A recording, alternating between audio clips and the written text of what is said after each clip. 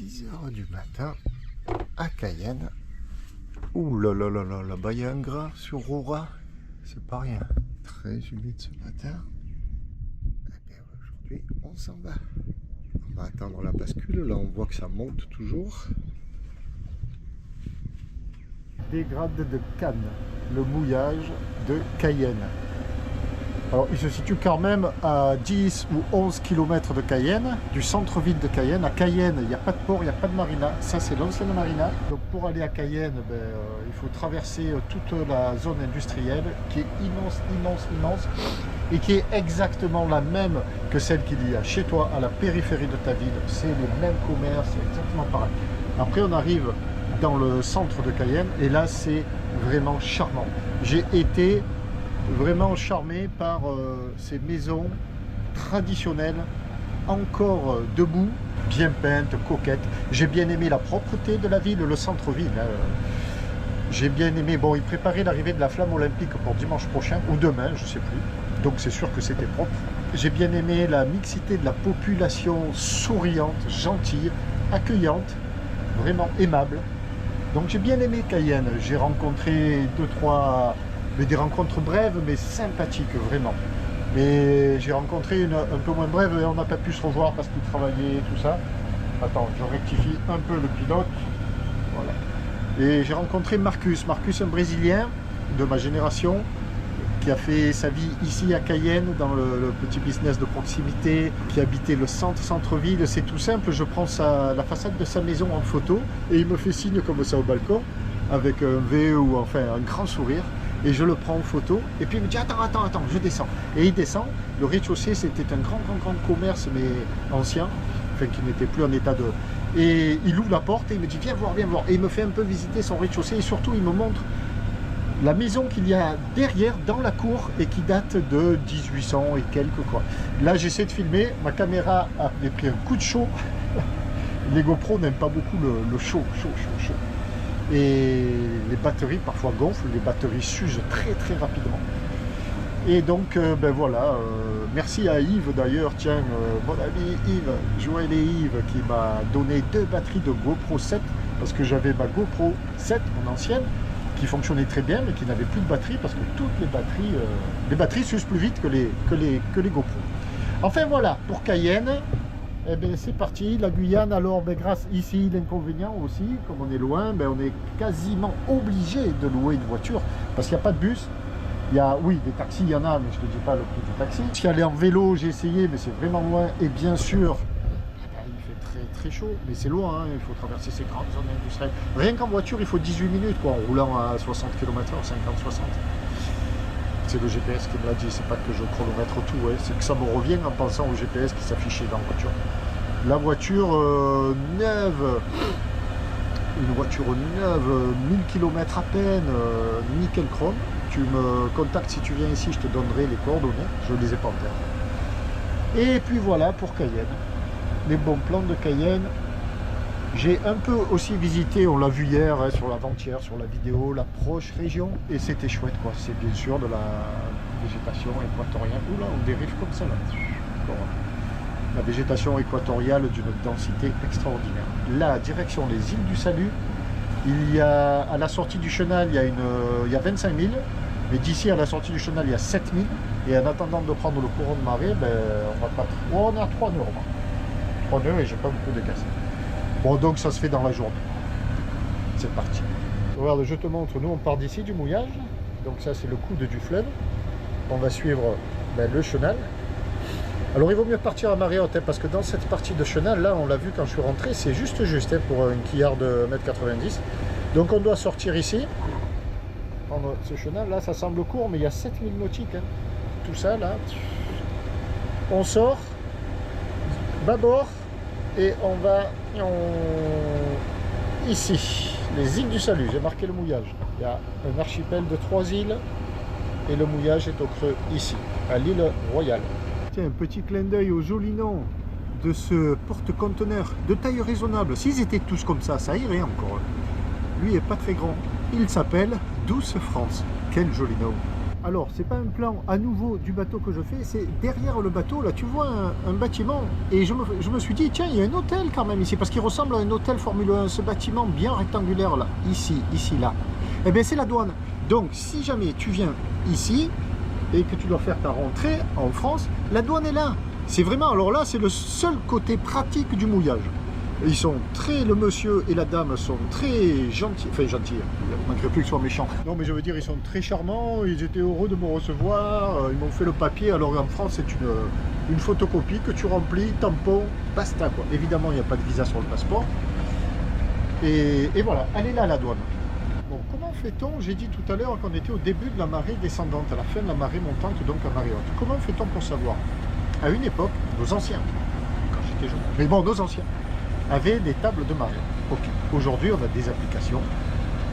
En l'occurrence, je me sers d'une application qui s'appelle Navionics, qui me sert de routeur. Enfin, pas de routeur, non, de GPS en mer. C'est celle que je te montre très souvent, là, quand je te montre la route. Sur cette application, ben, on a des petites bouteilles, des petites bonbonnes comme ça, là. Et là, tu vois, elle est rouge. 3 secondes. Et là, elle est rouge est pleine, et dessous il y a une petite flèche. Ça veut dire qu'on est marée haute, puisque c'est rouge, et la petite flèche dessous t'indique que ça va descendre. Et pour plus de précision, soit on clique directement dessus, mais on l'a pas à tous les coups, soit on va dans menu, on fait switcher vers le bas, météo et marée, tac, là on a plusieurs onglets de choix, là-dessous, parce que là c'est ici, et là on choisit, et l'application t'affiche les indicateurs de marée en fonction de ta localisation évidemment. Donc des grades de Cannes ici à 9000 nautiques, Cayenne à 6000 et ainsi de suite. Donc on est à des grades de Cannes. Je clique dessus, ça s'affiche ici. Je clique dessus et là j'ai la courbe des marées. Tu vois? Donc on voit bien que là on est au sommet de la marée montante à 6h55. Il est 7h et qu'il y a une marée de 3,20 m. C'est 3,20 m au-dessus du seuil de marée basse. Oh, il y a des gros dauphins, des dauphins là, enfin, ou des poissons. Qu'est-ce que c'est que ces poissons là? Ça mange là, il y a des gros poissons, regarde. Hop, oula, regarde, des petits dauphins, ouais. Alors, je sais que aux îles là-bas, ils les appellent les dauphins roses, je crois. Des petits dauphins. Bon, je continue mon explication. Ne nous laissons pas distraire. Je continue mon explication. C'est presque fini. Donc on a cette courbe qui nous indique marée haute, marée descendante, patacoufin, avec la hauteur d'eau. Et si on veut plus de détails, on clique là sur détail. Voilà. Et là, on a tout le détail. Donc on est le samedi 8 juin, ici. Je regarde devant aussi en même temps. Ben, on voit le lever de soleil, toutes les indications. Le lever de soleil à 6h16, la marée haute à 6h55. Ça veut dire que, ben, tu l'auras compris, quoi. Si on ratait la marée haute de ce matin, comme on est pratiquement obligé de sortir en marée haute ici avec mon bateau, ben, il fallait attendre 19h42, c'est ça? Oui, ouais, c'est ça. Ce soir pour partir. Et c'est-à-dire à la nuit, donc c'est pas cool pour les nuits. Enfin bref, tu m'as compris. Voilà. Voilà comment on sait. On connaît les heures des marées, tout ça. Après, bien sûr, il y a d'autres applications. C'est joli, là, la sortie, il y a de belles lumières. Donc, il est 7h du matin, il fait chaud. Waouh, qu'est-ce qu'il fait chaud déjà, quoi. Alors, quand au soleil, comme ça, là, c'est déjà du feu. Quand je te dis il fait chaud, c'est de l'ordre de 30 degrés. 29-30 degrés. Bon, on va pas se plaindre en même temps. Chaud et humide, évidemment, très très humide, quoi. De suite, bah, tu ressens la chaleur et tu ressens que t'es un peu frais. Mais ça, c'est chouette. Le côté inconvénient, et il y a du soleil, il fait beau. Et on est en pleine saison des pluies ici. Je sais qu'il y en a qui hésitent à venir, des copains navigateurs. Non, c'est la saison des pluies, on va laisser passer. Ils cherchent toujours à éviter les saisons des pluies, tout ça. Ça se gère très bien. Moi, j'ai fait la saison des pluies partout. Au Sénégal, en Gambie, ici. Bien sûr, j'en tiens compte, mais c'est pas du tout rédhibitoire. Inconvénient, mais ça, c'est même pour saison des pluies, ce qui est plus commode, c'est qu'on peut aérer pour saison des pluies. Saison des pluies, ben, quand on quitte le bateau pour la journée, on est obligé de tout fermer, tout le temps, parce que les averses peuvent arriver à n'importe quel moment. Donc le bateau est beaucoup fermé, je l'ouvre dès que possible, je l'aère, dès que possible, je laisse les placards ouverts, je fais mon maximum, et pourtant, la moisissure gagne du terrain. Je perds le combat, ça me saoule. Style, ben, mes casquettes qui restent dehors, regarde. je vais la mettre au soleil. Si tu regardes cette casquette, là, tout ça, là, derrière, tout ça, c'est style de moisi qui gagne le combat. Voilà, sur la visière devant, là, ça, c'est du moisi. Voilà, regarde. Tu vois? Et j'ai beaucoup de mes casquettes qui sont piquées comme ça. Attends, je remets la casquette, parce que là, c'est indispensable.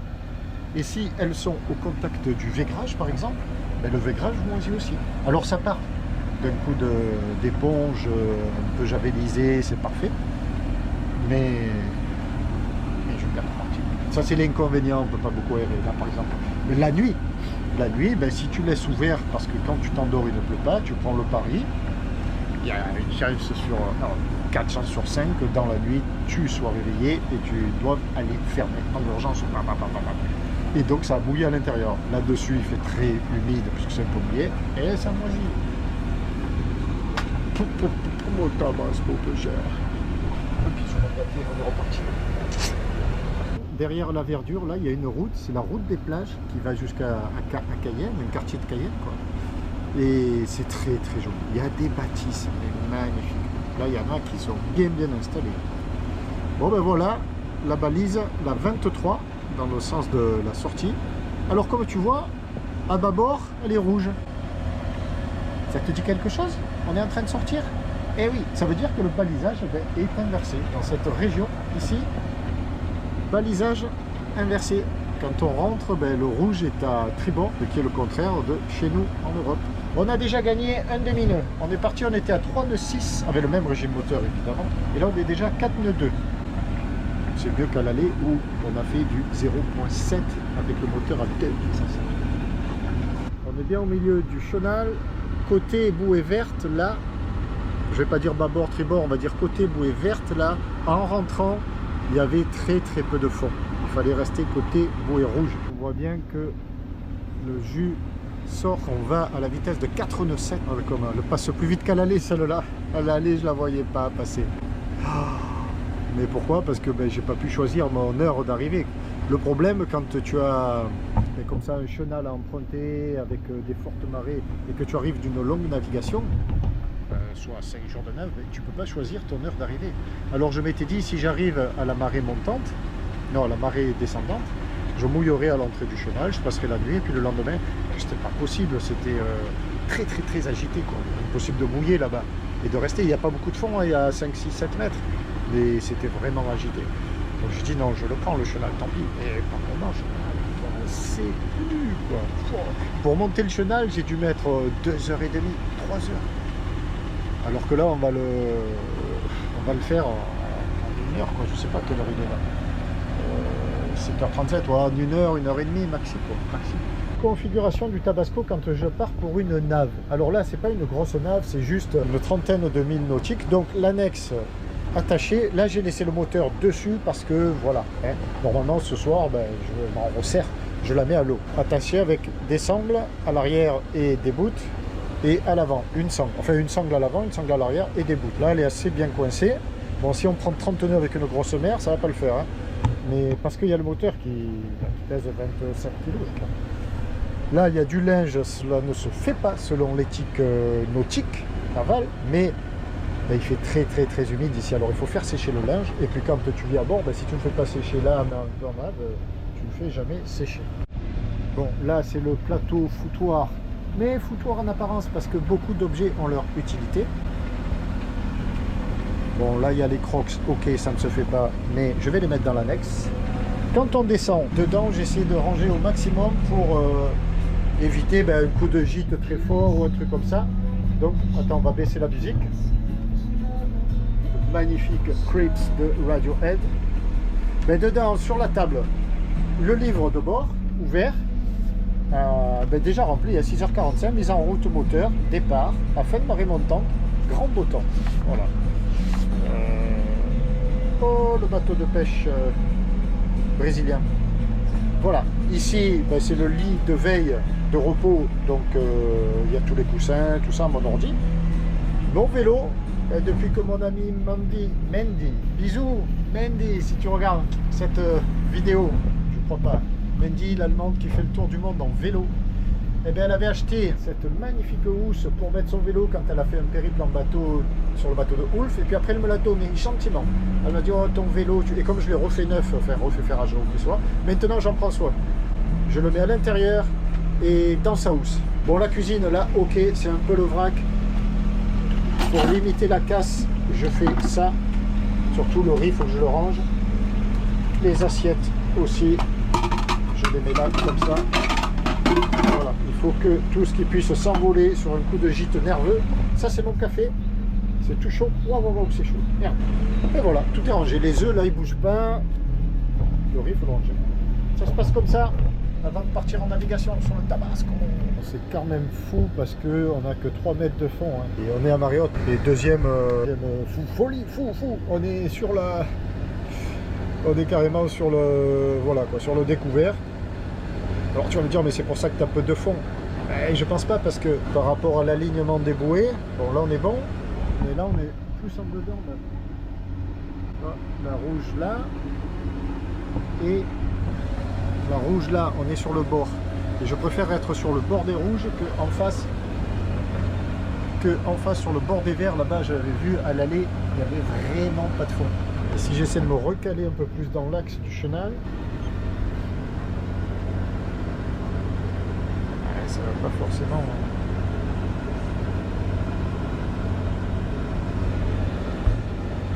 Toujours 3 mètres. Toujours 3 mètres. Ah, il y a 3 mètres, là je suis dans l'axe. Je vais pas aller plus vers les vertes là-bas parce que je sais qu'il n'y a pas de fond. 3 mètres toujours. Et là, on n'est pas au milieu, mais on est. Je me suis bien déporté. Bon, 3 mètres, tu me diras, avec 1,90 m de tirant d'eau, il y en a assez. Et même mon ami Yves, avec ton beau Deler 42, même avec tes 2,20 m, il y en a assez. Hein, 2,90 m, tiens.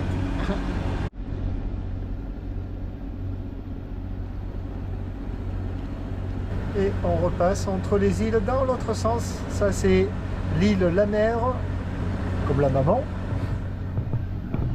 Et le père évidemment de l'autre côté.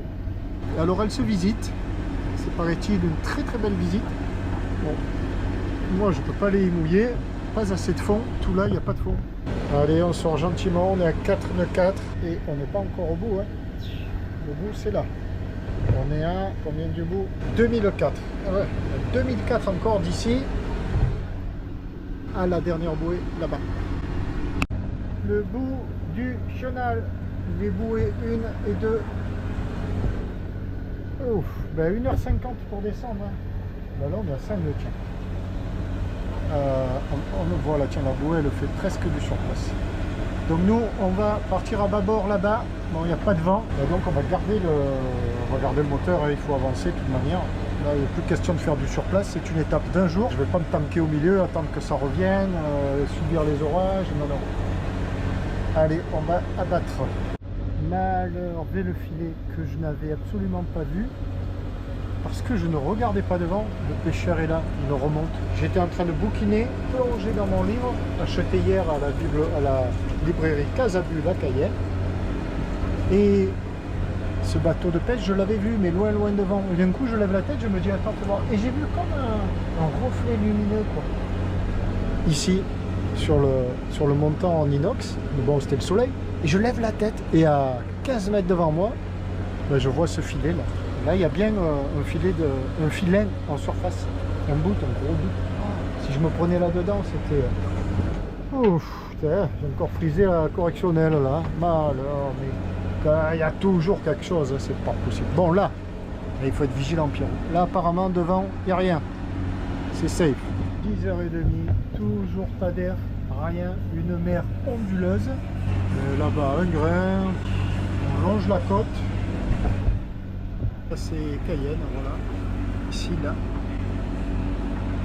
Et on va droit devant là-bas. La mer est bien verte. Alors on est à 2000 tours minute, à peine moins, on marche à 4,6, 4,5. Midi, déjà. Et 18 000 de fait, on n'aperçoit toujours pas notre point d'aboutissement, les îles du Salut. Il reste à faire reste à faire, je l'ai noté dans le livre de bord sur lequel je suis en train de réaliser une petite aquarelle d'une maison typique. 23 006. 23 006 à faire. Allez, je poursuis mon aquarelle. Une belle houle s'est formée. On doit un peu souffler au large, mais quoi de plus normal? Et devant nous, les îles. Mais je pense qu'on devrait être abrité, puisque nous, c'est le mouillage est derrière. Allez, dans moins d'une heure, nous y sommes. Et là-bas, droit devant, on voit bien une grande tour, une truc, un machin. Je me suis dit, mais qu'est-ce que c'est? C'est l'entrée de Paramaribo au Suriname, ou qu'est-ce que c'est? Qu'est-ce que c'est? Jumelle, pas jumelle, je regarde. Et puis d'un coup, je réalise, je dis, ben oui, c'est le centre spatial de Guyane. Et voilà, tout ce qu'on voit là, c'est pas du tout une ville, c'est le centre spatial. Bon, j'espère qu'il n'y aura pas de fusée lancée pendant que je suis aux îles, parce qu'ils évacuent les îles, puisque c'est sur la trajectoire des fusées. Donc ils attendent que je sois à Kouroué dans quelques jours. On approche, on va faire le tour, et le mouillage est ici. Et la houle est comme ça, quoi. Donc j'espère qu'ici, on sera abrité de la houle, à moins qu'elle ne rentre, et qu'elle vienne taper, rebondir. Bon, de manière, on y est, on verra bien. Hier, le bouquin que j'ai acheté, Guillotine sèche, c'est ainsi qu'on appelait ces îles. Et enfin, non pas que les îles, l'ensemble des bagnes de Guyane. Donc je me plonge un peu dans comment faire autrement quand on vient en Guyane. Mais c'est pas l'histoire de Papillon là, comme il y a marqué là. Papillon, paraît-il, était un peu usurpateur. Et il s'est beaucoup inspiré de l'aventure de René Belbenoît, voilà, qui était un exilé français, un déporté français, puis qui s'est évadé et qui pendant 22 ans a été en cavale dans tous les pays d'Amérique du Sud. Et pas tout faire. Enfin, j'en suis que là. C'est ce que m'a raconté le bibliothécaire auprès de qui j'ai demandé conseil. Et donc il est venu ici, dans ces îles-là, ce René Belbenoît, pour quelqu'un qui serait intéressé. Donc Guillotine sèche de René Belbenoît aux éditions La Manufacture des légendes. Je fais mon Augustin Trapenard, pardon. Augustin Trapenard. Le mouillage est prêt, je viens de le préparer à l'instant, et l'approche est magnifique. Magnifique. Ça a l'air bien calme là-bas devant. Il n'y a pas de bateau, je suis seul. Ça, c'est l'avantage de faire les croisières hors saison. Je veux dire par là que là, on est saison des pluies. Enfin, normalement. Et qu'il y a beaucoup de navigateurs qui préfèrent rester à l'abri, au calme, plutôt que de prendre la pluie continuellement. J'ai peut-être beaucoup de chance. Bon, la pluie, les grains, tout ça. Enfin bref, il n'y a pas grand monde. C'était pareil en Gambie, en Afrique, au Sénégal. J'ai fait ça à saison des pluies aussi. Et j'étais seul. Et c'est toujours sympathique. Oula, oula, oula. Oula là, comment on appelle ça, une carangue qui a sauté là, elle était énorme. On revient sur mes îles. Bon, on fera la description, on aura le temps, hein. On va passer un peu de temps ici.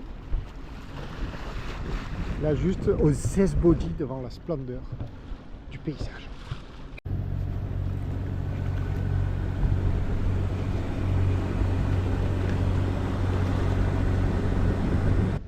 Allez, on va jeter la pioche.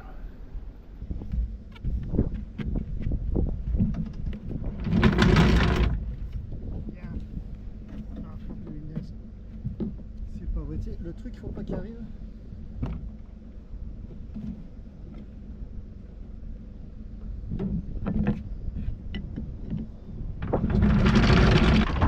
Le truc ne doit pas arriver, la bouée que tu as préparée à l'avance et tout, qu'est-ce qu'elle fait? Bim, elle va se mettre sous le taquet.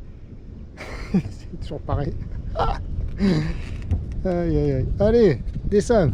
Alors, l'île Saint-Joseph, là. Les maisons, c'est l'ancienne maison des gardiens. Ce sont les anciennes maisons des gardiens restaurées en maison de repos pour les légionnaires. Voilà, comme c'est beau là, ça. Ici, le débarcadère pour les touristes. Bon, là, c'est un peu moins joli, les citernes et tout ça, mais bon. Et là, alors, c'est magnifique. Et tout au fond, là-bas, la Guyane, Kourou. Ah. Qu'est-ce qu'on est bien là?